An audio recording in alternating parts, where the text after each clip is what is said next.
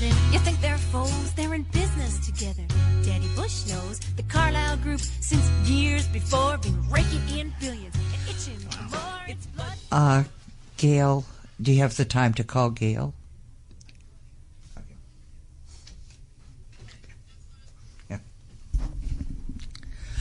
Good morning. Welcome to CODEPINK Radio, and we're very happy to have you here. We are, as noted, broadcasting from WPFW in Washington, D.C., and because we are able to bilocate, we are also broadcasting live on WBAI in New York City. This is CODEPINK Radio, and this morning we have a wonderful program for you that will both focus what I call the professional knowledge, but also a lot of local knowledge, and that is from people who know very well firsthand the effects of sanctions. Sanctions as economic warfare. That's what Teri Mattson, our co-host, says, and I'm PakiWieland, one of the co-hosts, and here we are live from Washington, D.C. with a fantastic panel of guests this morning that all of you will have an opportunity to hear from and learn from. And this morning's conversation, like Paki said, is on sanctions. And this is right on the heels of Ilhan Omar introducing her plan for peace yesterday, which we'll go into later in the show. But right now, we are really pleased to begin our show speaking on North Korea. And we have Christine Ahn joining us from Hawaii. Welcome, Christine. Christine, the founder and executive director of WomenCrossDMZ. Yes, welcome. So thanks for getting up early to talk with us. My pleasure. Yeah. Well, Christine, let's go right into this because we don't have a lot of time, and we're very anxious to hear both what you're doing on the ground around combating sanctions and what the effects of sanctions have been on people in both North and South Korea. Well, thanks for having us on the show. And in the fall of last year, we, along with our campaign partners, the Nepal Women's Initiative and WILT and a coalition of South Korean women's groups, commissioned a report on the human and gendered cost of sanctions on North Korea. And this was an independent study of a multidisciplinary team of doctors, humanitarian aid workers, economists, legal experts, gender experts, historians, and they produced, I think the first comprehensive report of its kind that found that nearly 4,000 women and children died as a result of delayed in funding and the delay of shipment of humanitarian medical goods that, the country and the people depend on for their survival. Yeah. So we know that there has been an increase in shortfall. There has been, obviously, the perception that North Korea is using its resources to produce a nuclear weapon has created this, donor fatigue. So that's one issue. But the other issue is the sanctions. I mean, we have had sanctions on that country for, since the Korean War, since the 1950s. But really, it was under Obama that they started to intensify those sanctions. And but really, it was in the whole fire and fury era when Rex Tillerson, with President Trump, passed through the UN Security Council very, very draconian sanctions. And so now what were considered sanctions just targeting, say, luxury goods or the regime or weapons, these sanctions now target the wholesale economy, the wholesale society. So, for example, the study found that, certain industries have been targeted, such as textiles. Well, who do you think works at those textile factories? 87% of the potentially 200,000 plus jobs that were eliminated as a result of sanctions target women. And so it is this total hypocrisy of the international community, the UN, on the one hand, espousing the importance of investing in women, investing that women's empowerment to improve society, ensure that women, when they have a meaningful employment, that everybody benefits. well, we have definitely taken away the right of North Korean women to have that kind of agency.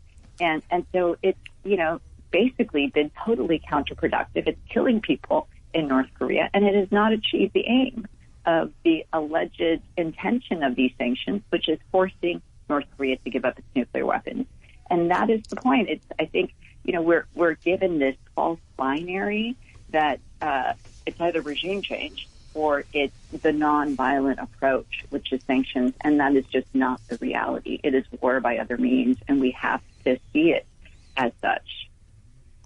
Yeah, and I think when you mentioned early on that the number of deaths, when we talk about deaths, I think it certainly hit me and really brings it home that this is not something that is just happening to tie the hands of the leaders of North Korea, for example, but in fact the effects of the sanctions are on the human beings. And as you talk about the effects on women in the textile factories, I think there are so many ways that sanctions impede people's livelihoods, impede people's lives, that the more we inform people about this, the more our awareness can move us to actions to stop our government from its behavior. Absolutely. I mean, I think that one of the most poignant and devastating moments when we released the report was listening to the stories of Dr. Ki Park. He's a Harvard neurosurgeon, and he's a Korean American doctor. He goes to North Korea to perform brain surgery on these North Korean people, and he's been going since 2016, I believe, and he really noticed on his last trip in May a marked difference in not just obviously the materials that were available, but the general mindset of the doctors and the nurses. And so he was talking about how he began a surgery, and he went to go make a cut, and he asked for the scalpel, and he tried to cut the skin, but he looked down and it wouldn't cut because the scalpel was dull. It had been reused, obviously cleaned, but he noticed the gauze. They were browned because they're reusing it. There is this increasing scarcity mindset because of the sanctions that are impeding the delivery of humanitarian aid, supplies, just the basic things that are needed for that society to function. And so, I mean, what we try to do at WomenCrossDMZ and with the campaign is to first educate. We need to educate the American population, not be fooled and duped by politicians. And, we engage with the members of Congress. We have, said that, really the path forward, you want to see North Korea's denuclearization, well, really the only path forward is actually ending the Korean War. We need a peace agreement to end the Korean War. We are actually on the 70th anniversary of the start of the Korean War. This is called the Forgotten War in this country. Even though 4 million people were killed, the U.S. totally devastated, actually the entire Korean peninsula, but 80% of the north. And we still have 30,000 U.S. troops. The largest military base is in South Korea, 50 miles south of Seoul.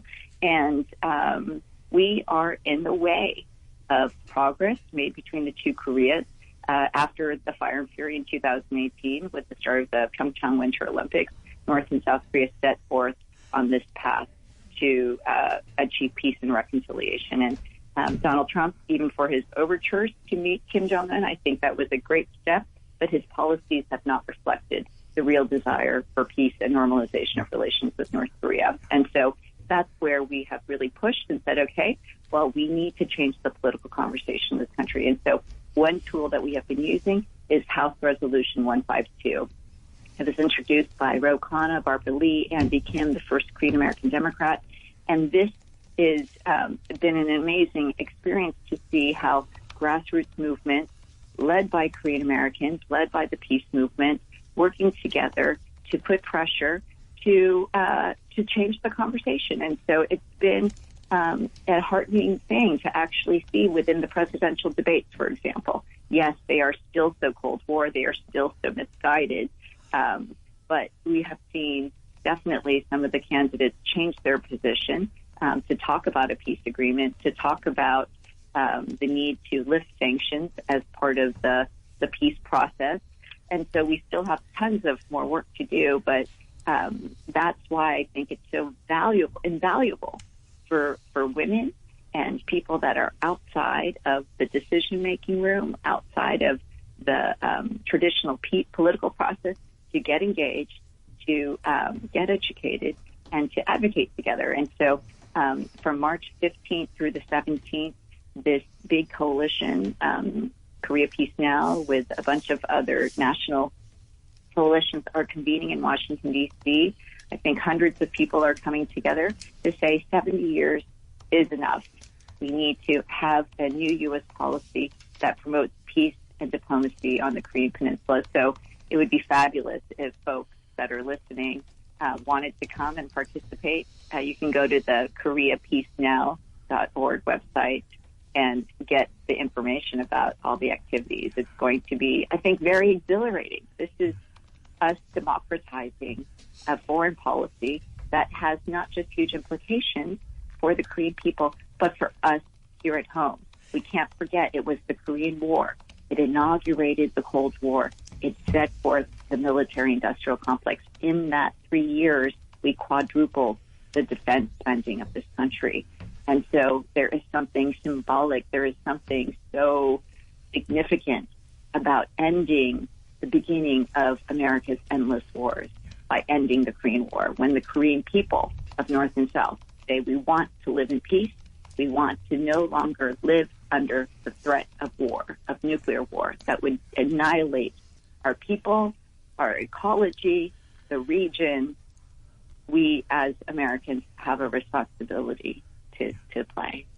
Well, we certainly have the Korean Peace Conference on our calendar, and we'll be talking with you more in depth about that conference. And just, I just want to say, when you mentioned the Olympics, I remember seeing the North Koreans and South Koreans coming together, and it was the most powerful moment for me in that whole Olympics, I think, because here were the people who were standing up for themselves, parenthetically, against the United States' dominance, but saying that we are one and we want to be united. And of course, it's going to take a lot more work, but saying it so loudly before thousands and thousands of people. All the smiles on people's faces. Yes. It was really a powerful moment to see across the planet on television. And so totally. Christine, you said something earlier that I think is just so important, because we're talking about ending the Korean War, and a lot of U.S. citizens think hot war, but you also said, war by other means, and that's the real educational component of our work, is educating Congress and our fellow citizens that sanctions, unilateral economic sanctions by the United States and the U.S. through the UN regarding Korea, this is a form of warfare. And you think, the Korean War ended, which it has not. It's a misunderstanding by a lot of citizens still to this day that they think the war has ended.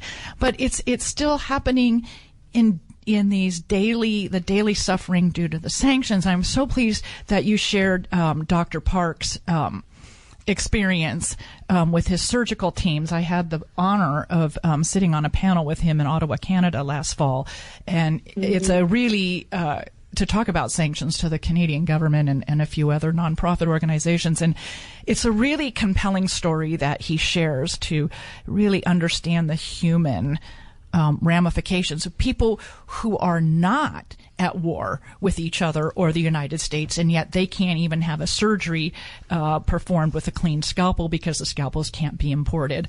And it's just a tragedy. I know. Well, he also says, under the Trump administration, they instituted a ban on Americans traveling to North Korea. So you have to go through this extremely onerous process to apply for an exemption, and there's only exemptions granted to those providing humanitarian aid, from journalists, and for national interest. And you can imagine there are so many people, including Dr. Park, who have not gotten those exemptions. There has been some changes to it, but I mean, he's like, why do I have to ask permission to save lives? I mean, that's how absolutely absurd the situation is. And think about, like, 1,000 Americans would travel every year to North Korea. Yes, there were some tourists, but actually the majority of those going to North Korea were Korean Americans that have family in North Korea, and they are now cut off from seeing their loved ones. I mean, it is just travesty on so many levels. And unless the people are educated, unless we rise up and we voice our collective outrage together, none of this is going to change. Right. And so we shall rise up with you. Yes, thank you so much for giving me this platform. Oh, we're so pleased you could join us, and thank you so much. We know that it's a pretty large time difference between us here in D.C. and you in Hawaii, but we so thank you for joining us this morning. It was really... gosh, anytime. And we'll expect to see you here in March, will we? Yeah. You will. Wonderful. I'm so honored to join you. Good. Yes. We'll have you back. Okay. Thanks, Christine. Thanks, my sisters. Bye-bye.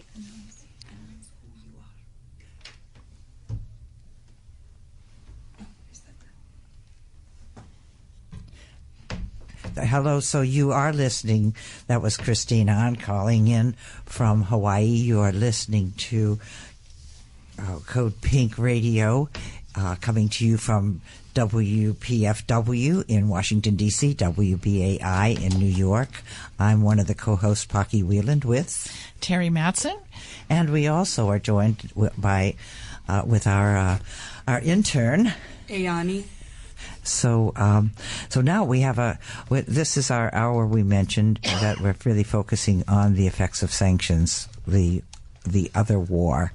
Korea is the other war. Sanctions are the other war, and just to lead in, we're going to have Gail Walker with us now. And when Christine said there's this blockade not allowing people to go to North Korea, not allowing visitors to go to North Korea, including Koreans living outside of the country, right, in the United States. I was reminded of our next guest, Gail Walker, who is the Executive Director of the Interreligious Foundation for Community Organization, IFCO, which is, many of you know, is Pastors for Peace. And they have been leading people for years and years and years against the blockade, breaking that Another very law. Very long embargo is Cuba, right, or excuse me, is North Korea. North Korea is a little longer. Cuba's right on the heels as far as length of time they've been embargoed and blockaded. So we just want to welcome Gail Walker to the program. Hello, Gail. Hello. Thank you for having me. Thank you for joining us. We're so glad you're here because 68 years later, it's still going on, and 68 years later, you and we are still bring that down. Yes, we are. Yes, we are. It was.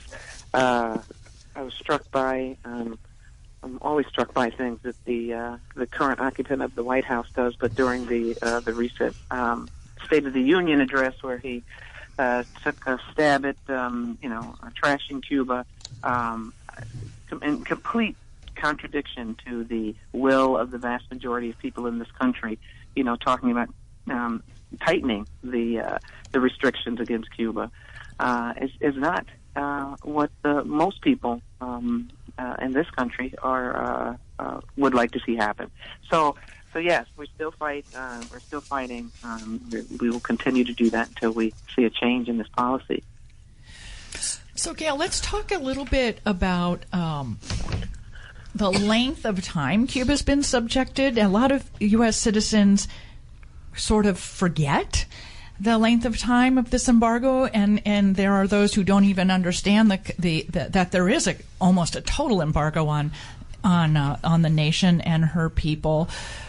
But also, what I find in our work is that there's an extraordinary level of resiliency among the Cuban people in understanding and responding to this particular form of warfare that's been placed on them. Right. Yeah. Well, you're right. I mean, you mentioned coming into this is that some refer to it as an embargo, others a blockade. The blockade being that it's not a unilateral, policy between the United States and Cuba, but that the U.S. has put pressure on other countries to also suspend trade and to suspend the relations with Cuba, and that's why it's often referred to as a blockade. But that this policy has been in place for a very long time, one of the longest running sanctions programs that the U.S. is engaged in. Some people recall that back when John F. Kennedy was president, that's when the change in the U.S.'s approach to Cuba began. But even reaching back before that, I mean, part of the problem, part of the that history is that the U.S. has always been obsessed with Cuba, dating back to the early beginnings of this country's political Thomas history. Jefferson wanted it for a naval base. Yeah, absolutely. Yeah, absolutely. And it was Cuba was seen as sort of this ripe fruit, just there for the picking. I mean, literally, there was the ripened fruit was literally a terminology to describe Cuba. But there's been this obsession with Cuba, and when Cuba stood up and said no and pushed back and was able to launch its revolution, they had said that they were refusing to bow down to the will of the U.S. government. Of course, that's fast forwarding from up into the early 1960s when this blockade policy had begun, and it's been tightened over the years. But it's been really an effort to try to push Cuba to bend to the will of the United States, and there have been efforts, different additional bills that have been passed to strengthen and tighten this blockade over the years. And Cuba, as you mentioned, Teri, continues to stand in resistance. And that's, I think, very admirable, and that's why there's so many people, particularly people of, I think, goodwill and people who are interested in visiting Cuba, understanding Cuba, witnessing the example that Cuba provides in a variety of sectors. Those of us who really understand that there is a lot that Cuba has given to the world, and that we want to stand in solidarity with her, and that we push back against these draconian policies that are aimed at just trying to strangle Cuba and to make it just another sort of puppet of U.S. imperialism. So that's it's a long, rich history, but you're absolutely right that there is not only the sanctions that have been put on Cuba, but also this really rich resistance that has allowed it to survive. Well, it's an admirable thing to witness for yourself, and we can talk about how to do that later in the show. But I wonder if, for our listeners, if you could explain this term blockade, because I think it's very hard for most of us to understand the reach of the U.S. Financial system and how it's possible for sanctions to succeed, or at least, presumably succeed, quote unquote, because they are yet to succeed after 68 years in Cuba. But how, because you mentioned third parties, and this is third-party countries, and this is so important for people to understand the reach of the U.S. financial system and how, because of that reach, that sanctions can be imposed unilaterally by the United States and succeed as a form of warfare by preventing third countries as well from engaging in Cuba. Can we talk about that a little bit, that Sure. difference between embargo and blockade? Sure. No, I think it's a very important conversation. Thanks for that opportunity to do that. As I was saying, that there are, the U.S. refers to it often as an embargo, and the Cubans refer to it as a blockade. And the reason being that an embargo is more of a unilateral policy between, let's say, the United States and Cuba. Not trying to get anybody else engaged. That's a policy between these two countries. But the reason that it's really referred to as a blockade is because the U.S., because of its reach, its the economic power that it wields in the world, it's able to put pressure on other countries, on third parties, to also suspend trade, to not engage in relations with Cuba. And how do they do that? By threatening that the United States will no longer be an ally or a partner, a trade partner. One case in point is there were two ways in which the embargo was strengthened and became more of a blockade over time. One was an act that was put forward by Robert Torricelli, who was a congressperson from New Jersey, and it's called the Torricelli Act. I'm actually should be knowing this. What the real name of it? They give him these horrible titles. But the theory was really to strengthen and further isolate Cuba, to make it impossible for ships that are traveling from, let's say, clear across the world, coming toward the Western Hemisphere, that ships could not dock in the United States either 6 months before or after they had been to Cuba. Right. So why does that matter? Let's say you have a ship of rice that's coming from Vietnam, or maybe from China, and this law was basically saying, if you go to Cuba, that's fine, but then you can't also come and do business while you're on this side of the world with the United States. And who's the larger, opportunity for their, the trade partner, the U.S. So it's a way to sort of coerce governments and countries from trading with Cuba. There was also, your listeners may know about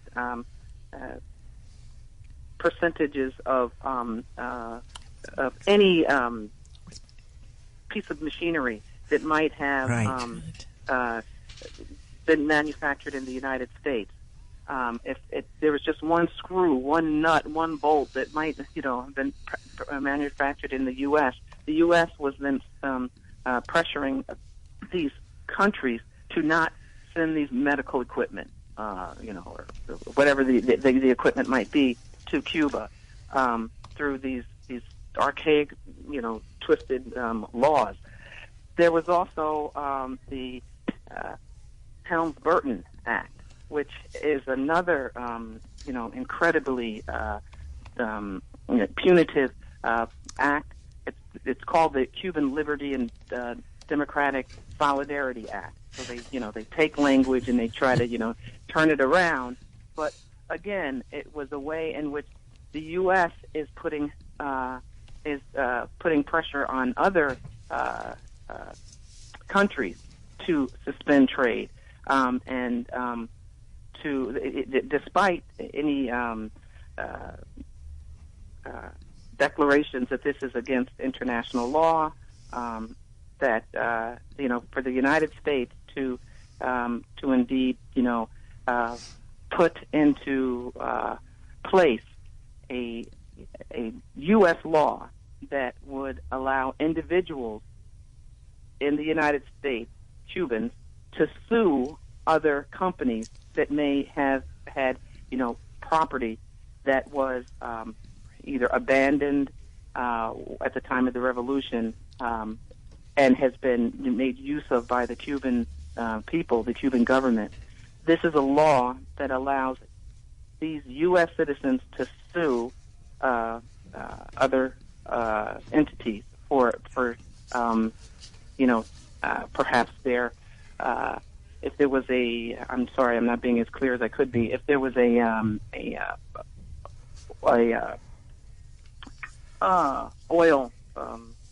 that was, once in Cuban territory, that is now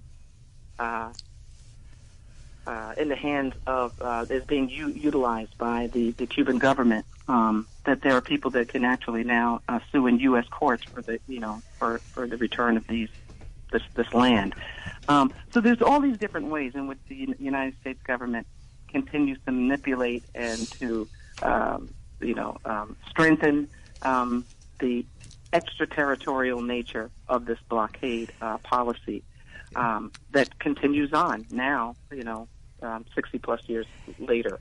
Gail, and that's what Cuba's up against. We have to take a station break, but we'll come back to this, both the sanctions and resilience.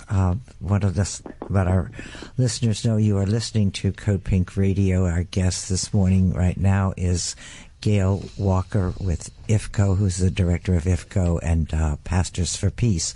You're listening to us, Code Pink Radio, on WPFW and WBAI.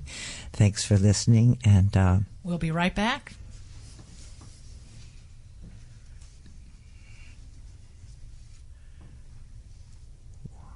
With a little music.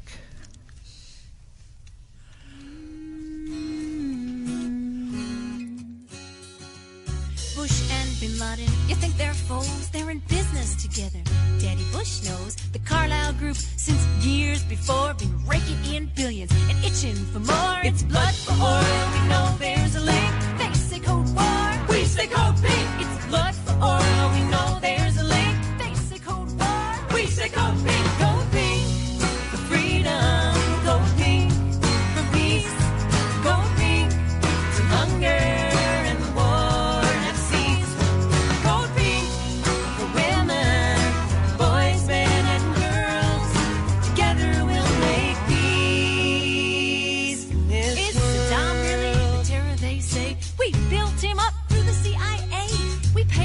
Trained him to be a man. When our enemy was not Iraq, but Iran, they feed you lies, don't want you to think. They say code terror, we say code pink. They feed you lies, don't want you to think. So we're going to continue our conversation with Gail Walker, who we are so happy to have on.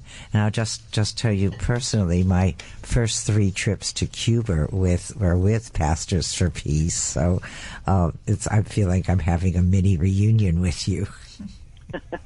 That's great. So here are these draconian blockade events, and you mentioned the Helms-Burton, and my hair just stands on end. But one of the things that I was so struck by, and I am so struck by, is the resilience that between the embargo, the blockade, the bloqueo, and all of its ramifications, you have the ELAM, the school, the medical school in Cuba, that defies, in my mind, what the blockade tries to do, and if you could just link those together some way, I'd love our listening audience to learn some more about that. Sure, yeah. The ELAM, which is the Spanish acronym for the Latin American School of Medicine, which is based in Havana, brainchild of Fidel Castro, which has trained tens of thousands of young people from across the globe in medicine. It's a full scholarship for most of those students to get a medical degree that they can then graduate and return home as trained physicians. Not just trained physicians, but physicians trained in what it means to really put people first. Really, Cuba's approach to healthcare, to bring that home, with the only understanding being that they'll practice in underserved communities in their home countries, and the Cuban people, the beautiful Cuban people, have not only provided this opportunity to people from various other countries, more than 126 other nations, but also the United States, the very country whose government has been blockading it for 60 years. It's an amazing gift that has allowed young people that could not possibly afford to go to med school in the United States, the $250,000 to get a medical degree, to go to school, become doctors, and then return home and serve. And there's nearly we're focusing in on almost 200 U.S. Youngsters that have gone and successfully trained at Elam and are now practicing here in the United States in various disciplines. And it's a wonderful and exciting program that we are very fortunate to have the opportunity to facilitate for U.S. Students. But it is, as you rightfully said, I mean, it really smacks, up in the face of the horrible behavior and policies of the U.S., which has really been focused on keeping its neck on the people of Cuba and various other countries. And this program is focusing on the sanctions that have been imposed on various other nations. This is about giving back. Elam is about giving back, and it's the exact opposite kind of approach to what it means to be a good neighbor and what it means to share the resources that it has. So I always like to say the program. United States exports military arms and the Cubans export doctors as a contrast to the two countries' foreign policy efforts. Yes, you're absolutely right. Medical aid versus military aid. It's a huge difference in philosophy, completely different paradigm. How clearer could it be? Yeah. You're absolutely right. Yeah. And what's really, of course, now we're seeing the U.S. foreign policy going after the Cuban doctors who are doing all this incredible work in countries, and it's a real battle of whether healthcare is a human right and financed by a government versus the privatization of healthcare on all levels. Yeah, it's a real battle on many, many levels. It absolutely is. Yeah. Let me just say this before, as we wind down, that, you're talking on CODEPINK Radio, and one of the things we want to do is not just talk about ideas, but look at actions and what are we going to do. And have you at IFCO or in working with others come to actions that you would like to share with people regarding the relationships between these two countries? Yeah, no, thank you. Absolutely. We're working with CODEPINK and other organizations around the anti-war work. I think that's incredibly important.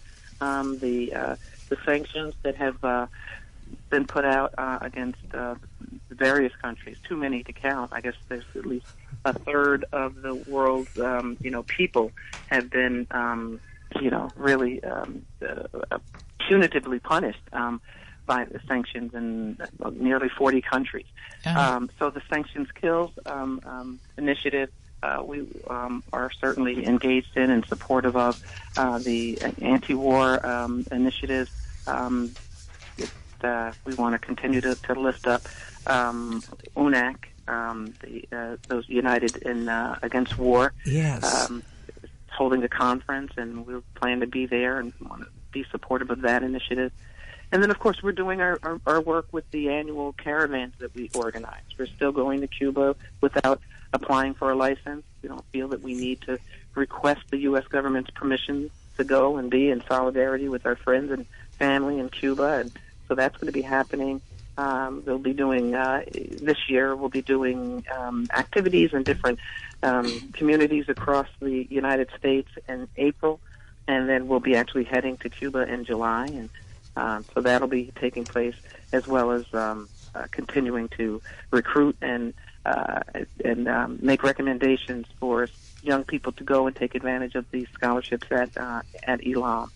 So the work continues despite the the rhetoric that's been ratcheted up by the current administration, and we continue to stand in resistance with our friends in Cuba around all of these initiatives. Wonderful. So, Gail, this has been your life's work, your family's life work, and it's just such an honor to have you on the air with us this morning from New York to talk about U.S. foreign policy and warfare towards Cuba, specifically in the form of a blockade and extensive sanctions.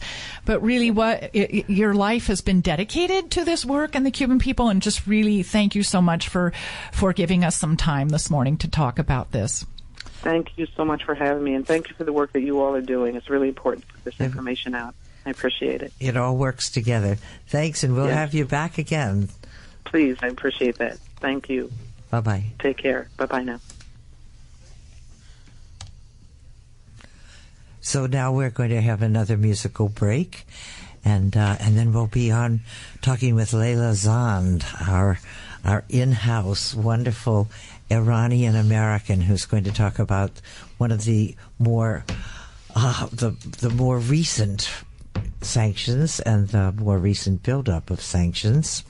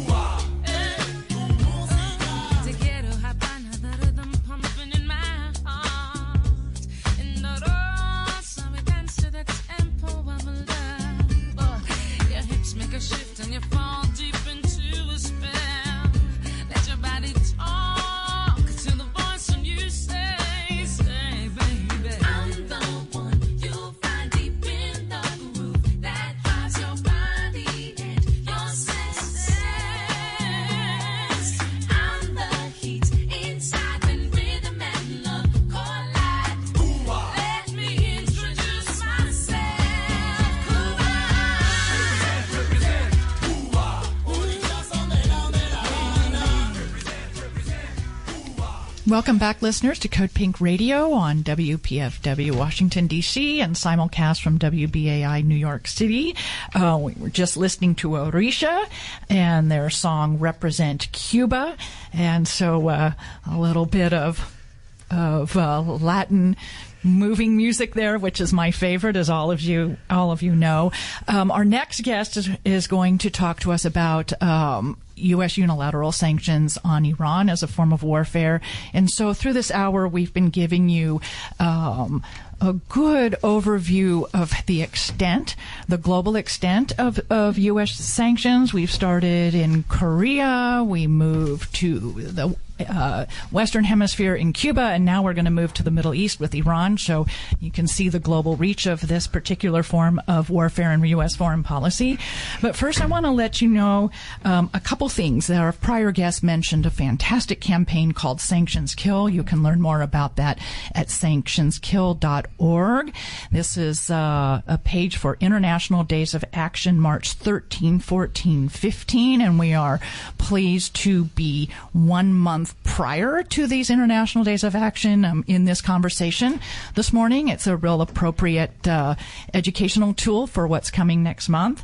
And also, if you're interested in learning more from the ground about any of the countries we've discussed, please go to codepink.org/travel. We specifically will be taking delegations to Cuba and Iran this year.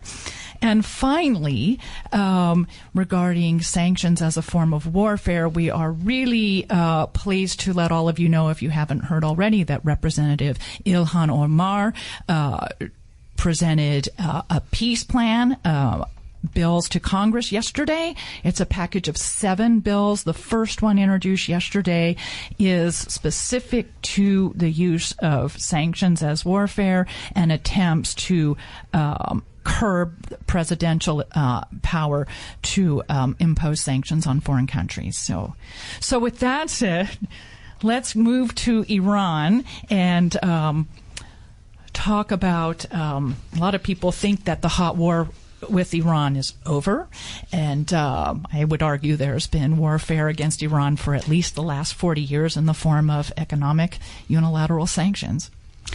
You're absolutely right. First of all, thank you for having me here, and thanks to your previous guests. They also shared a lot of points that I would share with your audience. But this is really important to understand the similarity of how it's being used. Absolutely. And I was very surprised myself to listening to them. And I say, in one hand, yay, I'm not alone. And there are millions you're in company with at least 38 other countries on the planet. And yes, it's people are suffering. And yes, I absolutely agree with you. Sanctions are a form of terrorism. Sanctions, actually, Iranian foreign minister mentioned a couple of times and used the word economic terrorism for the term of sanctions. Sanctions kill people. And worse, sometimes people think it's worse than the hot war because killed slowly and torturously. And almost invisibly to the U.S. population that's helping finance them. Exactly. And even to their own neighborhood. I was in Iran in end of 2018 for a project researching on the sanctions and its impact on Iranian women. And I specifically interviewed women from the border with Iraq who were the first group faced the Iraqi intervention or in 1980, end of 1980, when Iran-Iraq war broke out between the two countries. These women, who now they were probably in their 40s or 50s, then were teenagers when they saw Iraqi army is invading their hometown. And they were telling me, although till recently they felt that the war was very nakedly ugly and very devastating for them and their family and their childhood, now in their 40s and 50s, and they are looking at their kids and their own life, and they feel facing sanctions is even worse than the time that they face the army of another country. So I want to say sanctions, yes, kill quietly, kill indiscriminately, and also people cannot talk about it in specific cultures. Like in Iranian cultures, people are very proud and they don't want to say, we are miserable, we don't have food to put on our table for our kids. And even their neighborhood, they don't know what is going on. And while when we talk about a bomb and missiles, everyone suffer in the same amount. So that is one difference also. And two of other guests also mentioned this, that sanctions, other things that it does, destroy the movements. Iran is a country that needs democratic movements, and it was doing well, at least till end of, 2010, 2011, still people were very hopeful. But unfortunately, even during President Obama, sanctions increased, and it was sanctions, day after day increased by the United Nations and by the U.S. and its allies. But since 2016, that the new administration came to the White House, everything got worse. And the worst thing I can see as an Iranian American, when I go to Iran, I see people are suffering hopelessly. And that is, to me at least, that is very sad when I look at that and I see. And when I say people, I mean mostly active, young women who were really successful in their democratic movement. Because with the sanction, they have other issues to think about. It's bread. It's their kids. Securing daily necessities. Exactly. And very basic needs of human life. It's, you cannot think about democracy when they don't have, enough money to feed their kids. So it sounds like this policy is basically the United States shooting itself in the foot in a certain way. If the United States really meant democracy for other countries, I'm not sure if they really mean that. So because we see the result of democratic export to Iraq or Afghanistan.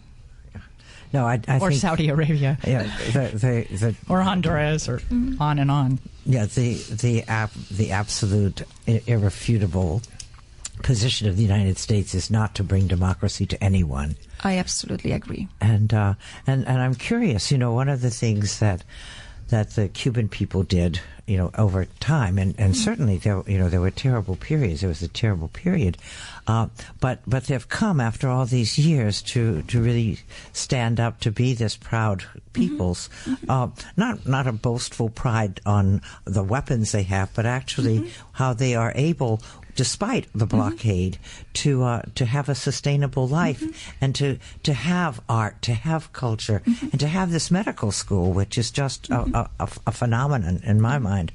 And I'm curious, one of the ideas of sanctions, as we learn, is that the sanctions will break a nation, and then we won't have to do the bloody war. We'll have the hidden war.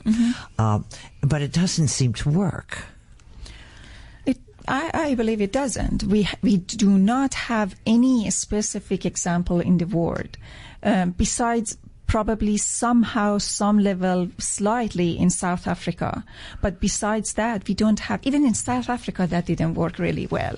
But we don't have any example that sanction worked, and I want to say two things. One, yes, I agree with you, sanction never works. U.S. government in the past 42 years actually had many different ways of sanctions on Iranian people, and recently in the past, since this administration came, the draconian sanctions on Iran, and waiting for Iranian people to do demonstrations and get rid of their own regime, which is impossible. Just in last November, we saw that how. We don't know the exact number. What some people talk about, hundreds of people have been killed because of demonstrations they had against the government that increased the price of oil. So, and people have been killed. They faced violence by their government. But also, I want to say, yes, we are sitting over here and we say people are getting strong, and I believe that. Iran right now is working for the first time after its long history, in modern history, for the first time is putting its budget not rely only on oil. They are working on other things, the national budget, which shows the country is very strong and people are surviving and they are very creative now. So this is economic diversification. Exactly, which is good. So we need to wrap up, but because we've talked so much about sanctions, and there's a whole new program coming up around sanctions. You want to remind us, Teri, what that is? So as Gail and I have both mentioned earlier in the show, this is Sanctions Kill, International Days of Action Against U.S. Foreign Policy, Economic Warfare, and this is March 13, 14, 15, and please visit sanctionskill.org to learn more about the international events and for additional educational tools as to what U.S. unilateral economic sanctions really are and the scope of their impact. Thank you, Leila, Zand. Thank you. And thank you, Teri. And I think we've hopefully you've learned a lot in this hour with us, and join us again next week, if you please.